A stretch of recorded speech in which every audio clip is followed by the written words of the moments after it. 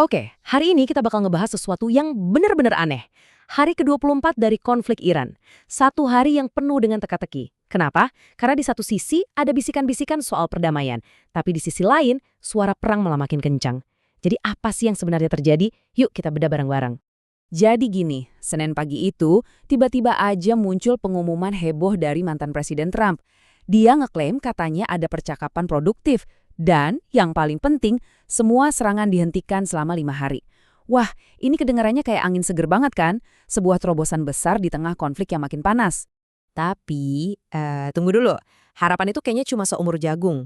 Cuma dalam hitungan jam, Iran langsung membantah keras. Kementerian Luar Negeri mereka bilang tidak ada dialog. Juru bicara parlemennya malah lebih tegas lagi bilang kalau ini semua berita palsu yang sengaja dibuat buat mainin pasar. Loh, jadi mana yang bener nih? Nah, disinilah kita punya misteri besar. Ada dua cerita yang benar-benar bertolak belakang.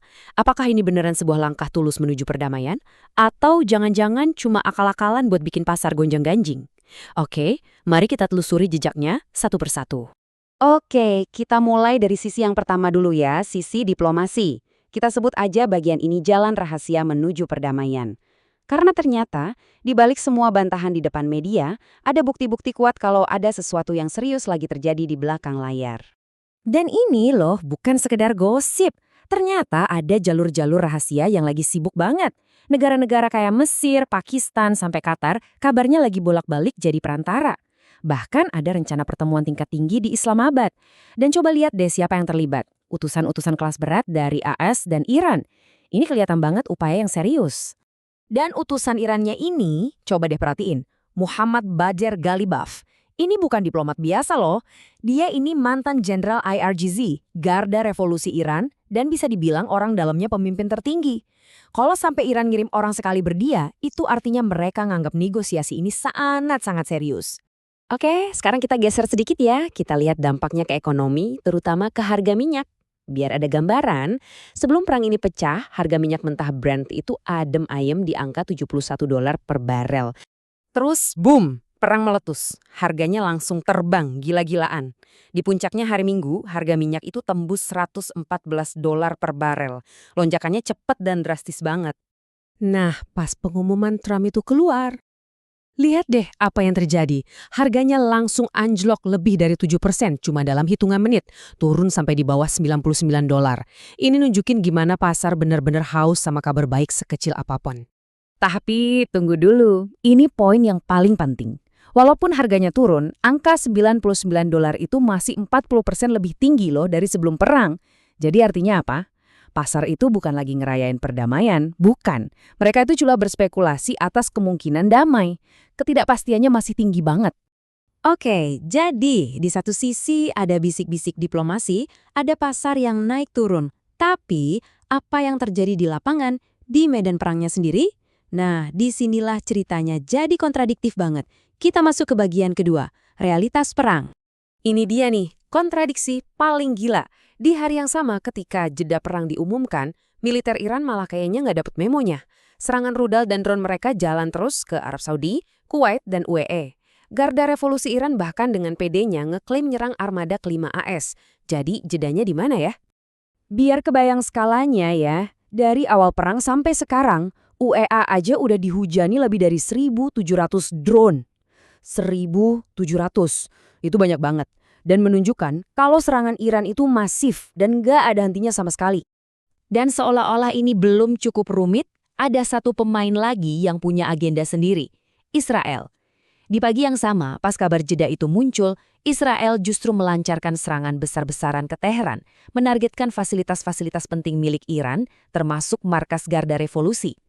Jadi pesan dari Israel tuh jelas banget, seolah-olah mereka bilang, gencatan senjata itu urusan Amerika ya, bukan urusan kami. Mereka melihat ini sebagai kesempatan buat terus menekan Iran secara militer, dan mereka gak akan nunggu izin dari siapapun. Dan kalau kita lihat tuntutan resmi dari kedua belah pihak di meja perundingan, wah ini kayak bumi dan langit. Iran maunya kompensasi finansial penuh dan jaminan keamanan. Sementara Amerika nuntut Iran buat stop total program nuklir, rudal sampai berhenti mendanai proksi-proksinya. Jaraknya masih jauh banget.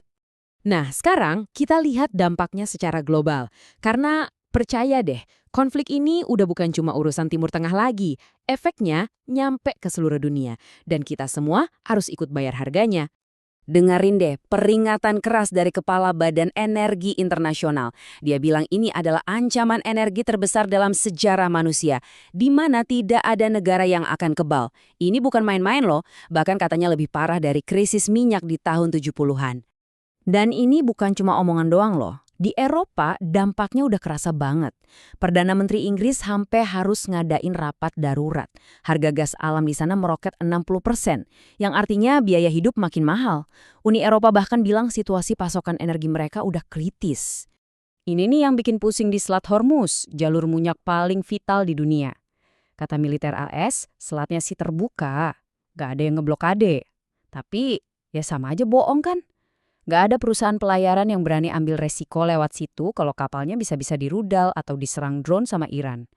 Jadi, secara efektif selat itu tertutup. Dan pada akhirnya, di balik semua strategi, politik, dan harga minyak, ada harga yang paling mahal, yaitu nyawa manusia. Kita masuk ke bagian terakhir, bagian yang paling penting buat kita ingat, korban jiwa dari konflik ini. Angka-angka ini benar-benar bikin miris. Baru 24 hari, tapi di Iran saja sudah lebih dari 1.000 warga sipil tewas, 214 diantaranya adalah anak-anak. Angka yang sama tragisnya terjadi di Lebanon. Ini bukan cuma statistik. Tiap angka itu adalah sebuah kehidupan, sebuah keluarga, sebuah cerita yang hancur. Inilah wajah perang yang sebenarnya. Jadi setelah semua ini, setelah 24 hari yang penuh darah dan kebingungan dengan sinyal diplomasi yang simpang siur, pertanyaan besarnya adalah, kapan ini semua bakal berakhir? Apakah akhirnya sudah dekat? Mungkin jawaban yang paling jujur dan paling bikin merinding datang dari Kepala Staf Pertahanan Israel. Dia bilang, kampanye militer ini baru berada di tahap setengah jalan. Coba bayangin, kalau apa yang kita lihat selama 24 hari ini baru setengahnya, separuh perjalanan lagi bakal kayak apa?